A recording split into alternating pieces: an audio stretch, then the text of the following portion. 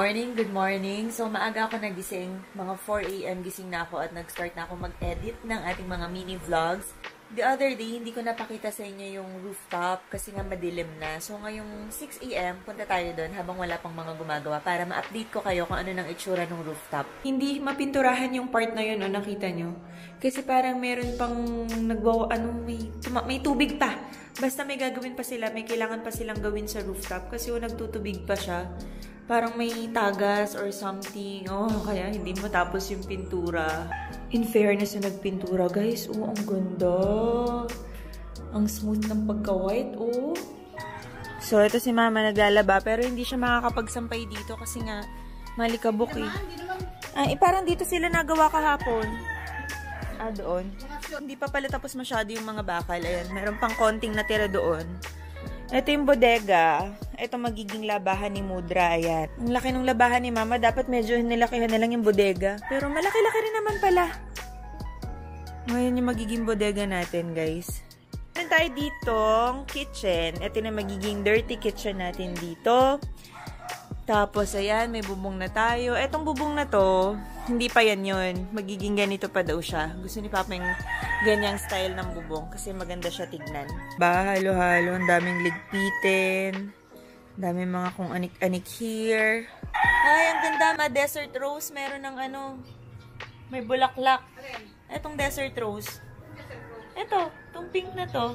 Itong hindi namamatay na halaman mo. Ito, desert rose. Hindi kilala ni Mama. Ang ulam natin today is sinigang with kalabasa na ako ang magluluto. You like it? Yeah. You like sinigang? Yeah. Ano ba ito? Ito na, pinapakuluan ko na yung pork ribs. Medyo malambot na lagay na natin yung kalabasa. Ito, sabay-sabay na natin ilalagay. Tomato, onion, and kalabasa.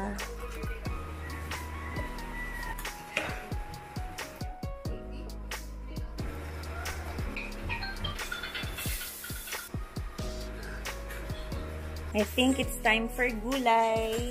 Let's put the rest of the gulay. Maraming okra for Kaylee. So, eto na naman tayo sa sinigang na gulay. Okay na, time for kangkong.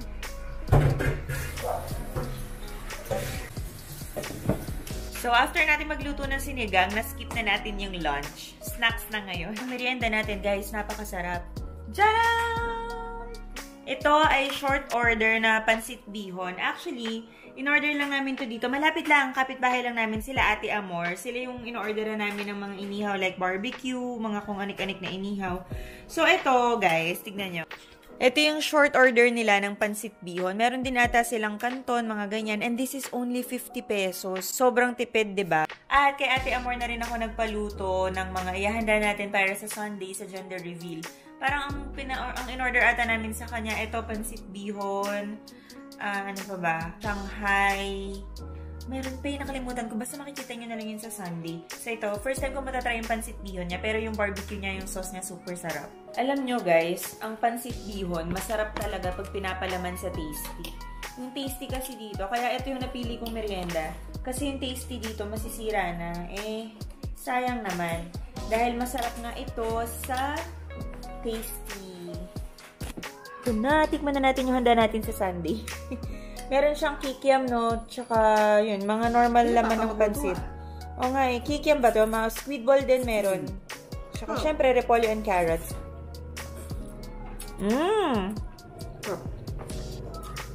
Sarap nga.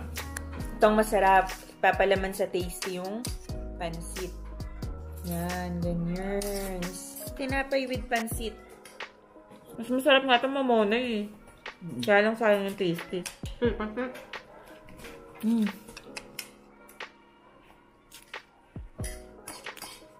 Eto na, 5 PM na. Syempre, room update na naman tayo. Tsaka rooftop update. Let's go bago natin i-end ang vlog. OMG guys. Bagay na bagay yung tiles na pinili ko sa white room. Diba guys? Super linis lang tignan. Ang ganda. Yung sa akin, yung kulang na lang sa tiles, yung mga gilid-gilid. So, yung gitna ay tapos na. Siguro bukas tapos na yan. Yung dito naman sa brother ko, wala pa. Wala pang nakakabit na tiles. Pero yan, baka mga bukas tapos na rin yan. Akit naman tayo sa 3rd floor, dahan-dahan. Nabutan pa natin siya ng maliwanag. Wait, hindi naka-center. Ay, sa mukha ko tumapat. Wait lang. Yan, alright. Oh, tapos na halos yung bakal. Ito na yung ating lababo. Ikakabit na rin nila. Dito ang labahan ni Mama, the bodega. Okay, halos wala pa nagbago. Nakompleto lang yung pinakabakal natin. And ayan, maglalagay na sila ng mga bubong-bubong and all. So, ayan, makikita niya rin ang transformation yan. Magkaka-tiles din yan dito. Not sure lang kung anong klaseng tiles ang ilalagay. So, ayan. Pahinga muna ako. Yun na yung pinaka-exercise ko. Yung pag-akit ko dito ng dahan-dahan. Ang sarap ng hangin dito. Feel na feel mo na December 1 ngayon. Feel na feel mo na talaga na malapit na ang Christmas. Sobrang lamig ng hangin. Grabe. Tignan yung friends. Ang lakas ng hangin. Sarap tumambay dito kung sana tapos na yung rooftop. So, yun lang guys. Tapos na naman ang isang buong araw. Maraming salamat sa pananood. Follow, like, and share.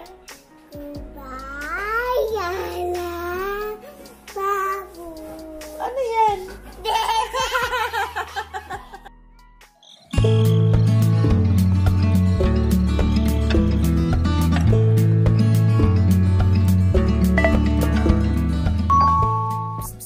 Anong ginagawa mo dyan, ha? Huy! Ito na, may naghahalongkat na naman po sa mga pagkain. What do you want? Chocolate na naman! Ano yan? Tatago na. Ay, yan na naman. Kukuha na naman. Hala, itatago niya daw sa bag niya. Bakit may tatago sa bag mo? Hindi dapat yan sa bag mo. Dapat dun yan sa lagayan ng food. Hello guys! So today, bibili na tayo ng mga tiles. Babalik tayo din sa Global kung saan tayo bumili ng mga tiles para sa room. Kasama natin si Sydney, si Ate Kaylee. Walang class ngayon, so sasama siya. Baka doon na rin ako bumili ng mattress kasi sale doon. Tapos ipapadeliver kasi dito yung tiles. So makakatipid ako ng delivery. Kasi syempre, isang delivery na lang yun, diba? Kasi matatapos na rin yung room. Ayun, maingay. Nagka-tiles sila sa taas. Mamaya, update ko ulit kayo. For sure, tapos na yung tiles natin sa room. Sydney! Saan ka pupunta? Sa Ate Kaylee naman, oh. Bibili lang kami ng tiles, eh. Gana kayo sa mama? Tara! May baon pa, oh. Pang picnic. Clover. Picnic.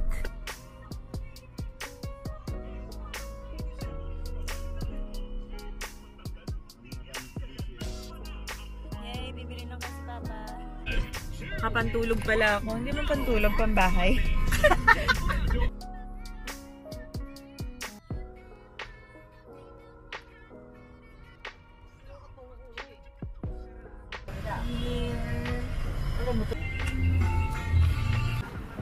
So, dito tayo. Bibili ng tiles ulit sa Globe Master Home Depot. Let's go! Ito ulit tayo kung saan tayo bumili ng ceramic tiles na nilagay sa room. Nandun yung mga Eurotex nila. Puntahan muna natin. Madaming option ng tiles dito. Oh. Grabe. Tsaka parang mura, no? They also have sofas. Ang dami rin, no? So, dito tayo sa Eurotex. May silam ba sila? Classic.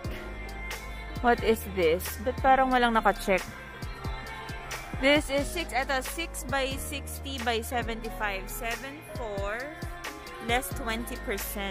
Isang klase eh. Yung mas makapal yung balot. Walang ganon. Wala po mo. Ganito na po yung bibili. Ito na. Ito yung 6. Tama to. Tama tong size nito. 6 by 60. May iba bang kulay aside sa ano? Wala guys yung makapal na ano. Yung tela na balot. Siyempre mas mahal yun. Pero ay, mas gusto ko parang mas... Hindi, ito na lang. Gusto ko yung color na lang nito. Ito na yung mga pang outdoor tiles. Ay. Ito po. Ang dami ng design na bago. May bagong dumating, oh, pa. Ang ganda din. Ang ganda naman ito. Pang ano kaya to, ma? Ano? Pang labas din ba? O pang gilid lang? Pang side? Ang ganda. Ang ganda naman yung sa labahan ni mama. So, yun na. Okay. Wow! Nice! Ito tayo guys sa Mitsubishi kasi bibili ng car si Papa. Tingnan natin kung yung car na gusto niya. Anong expander to? Ang ganda dito sa Mitsubishi. Oh, may painting na ano to na? Starry Night. Wow. Picture kita, baby. Guys, alam niyo ba, pupunta tayo ng Ayala sa Maino Valley. Tingnan niyo yung suot ko. Pambahay. We're going to Nuvali. Ayan, wala tayong nakita dun sa Calamba Mitsubishi. Dito tayo sa Santa Rosa. So guys, ito yung magandang kotse daw. Expander Cross. Sige nga, buksan mga kay. Makala? Hindi pwede sumakay. Try mo nga, Kaylee, kung kasya ka. Pag kasya ka, bibilhin natin yan. Oh. Okay naman siya. Kaya malaki yung likod eh, oh. Kapag ano, tinupi mo yung upuan, no? Nice. Yeah. Mas malaki. So, we're here at Nuvali. Ito nga, Ayala Malls. Ang ganda pala ng Ayala Malls dito sa amin. Ang daming kainan. Uy, may Pizza Express doon, oh. So, we're here at Cilantro. First time may nachos. Ano to pa? Pork ribs. Paella. Ay, ayun yung grilled pork. And we're home, guys. Before we end the video, mamaya, kasi mag-3 o'clock pa lang. So, mamaya 5 PM, room update ulit tayo, tsaka rooftop update. Para makita nyo, tapos na siguro yung tiles. Ina-assume ko tapos na yung tiles. Konting, ay, sama ka sa ka na, Maya, Kay. Yan, tingnan natin yung room later. Tapos may konting pipinturahan nila. Kasi yung paint pala nun, guys, hindi pa tapos. So, ngayon, ginawa yung tiles. Tapos, after ma-tiles, ipipaint pa ulit. Isang coat pa ulit para mas malinis tignan. So, yung nakita natin paint, hindi pa pala yun. Time for merienda. Pero dahil busog pa kami, gumawa lang ako ng shorty for Ate Kaylee Mango. Yummy? Yes. Masarap nga? Yes. Yeah. Ako naman, alam nyo, sobrang favorite ko talaga ang melon. Kaya yung melon na pinabili ko kay mama, ito na. Ito na snacks natin. Melon with fresh milk na hindi namin ginawang smoothie. Gusto ko kasi buo-buo yung melon.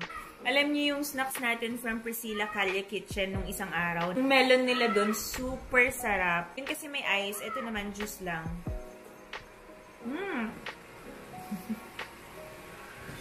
Talagang pag may melon talaga, my favorite. So, kanina naka-order na ako ng Eurotex. Sa Saturday daw, i-deliver dito yung bed. Yung gusto ko sana, yung mas makapal yung cover. Same na same lang yung foam. Ang naiba lang is yung pinakabalot niya. Maganda yung isa, medyo mas makapal yung white na Eurotex. Yung white yung balot ng Eurotex na foam. Yung nabili ko is yung super manipis lang yung balot. Pero maglalagay naman tayo ng bed protector. So, okay lang. White din naman yun. Maka-cover din yung red, diba? Kaya, ayun. Kasi whether bumili ako ng white or itong may color na red, maglalagay pa rin ako ng bed protector. Kasi hindi na ako sanay na parang after bed, yung bedsheet agad. Parang gusto ko talaga may bed protector. Pa kahit paano, magtagal naman yung mattress natin, diba?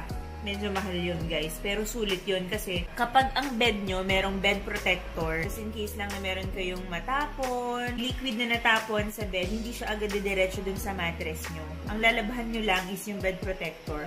Hindi magmamansya yung mattress nyo or something, ganun. Make sure lang na maayos yung lagay. Naku, guys, wala kayong magiging problema. Yung mattress nyo talagang magtatagal siya. Kasi ayoko yung mattress na may mga mancha-mancha na. Tulad nung nandito. Kaya ako bumili. Okay, room update. My room is already done. Etong part na to kahapon pa. So, pwede na tayo pumasok. Ang bago lang dito is yung mga nasa gilid-gilid. Ayan. So, okay na ang ating room.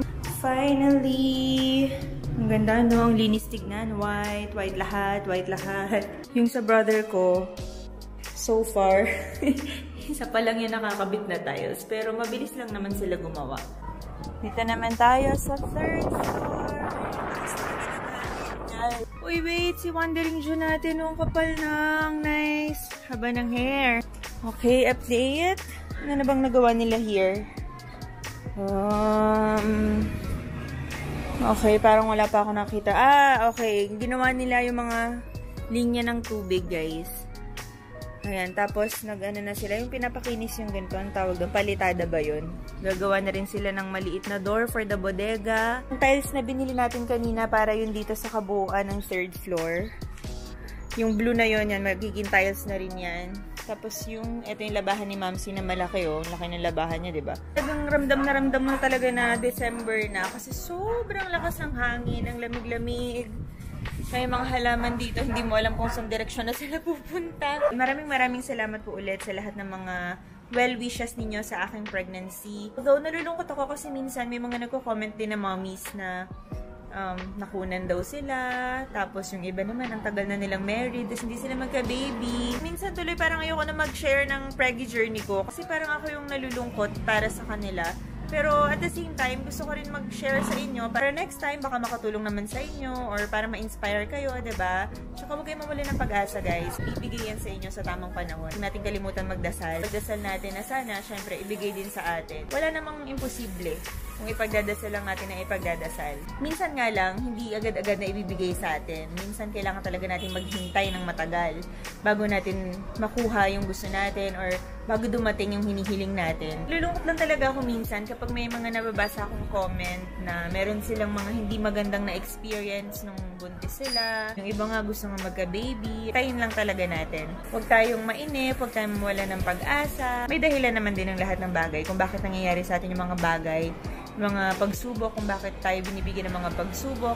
At saka yung mga pagsubok na yan, guys, binigay yan sa atin dahil alam ng Diyos na kaya natin yung lagpasan. Alam nyo, di ba minsan, pag may nangyari sa inyo, hindi mo alam kung bakit yung nangyari sa inyo. Magtatanong ka pa na bakit sa'yo pa nangyari, bakit ba nangyayari ito, ano bang nagawa mong mali. Pero eventually, malalaman mo rin yung dahilan kung bakit nangyari yung mga bagay na yun. Yung mga bagay na nagpahirap sa'yo, yung mga bagay na nanakit sa'yo. Minsan talaga, yung mga dahilan na yan, hindi natin nakikita sa umpisa, pero eventually, makikita natin at marirealize natin na, okay, kaya pala siguro hindi pa yun binigay sa akin kasi ganito, may mas maganda palang darating, or kaya pala hindi sa akin ibinigay sa ngayon dahil hindi pa ako handa, or dahil hindi pa ito yung tamang panahon, diba? Minsan ganun minsan kapag hindi pa tayo ready, hindi pa talaga niya ibinibigay. So, wag lang tayo mawala ng pag-asa, dasal lang tayo ng dasal, okay? So, hanggang dito na lang, maraming salamat sa panonood, follow, like, and share, goodbye, paalam, babush!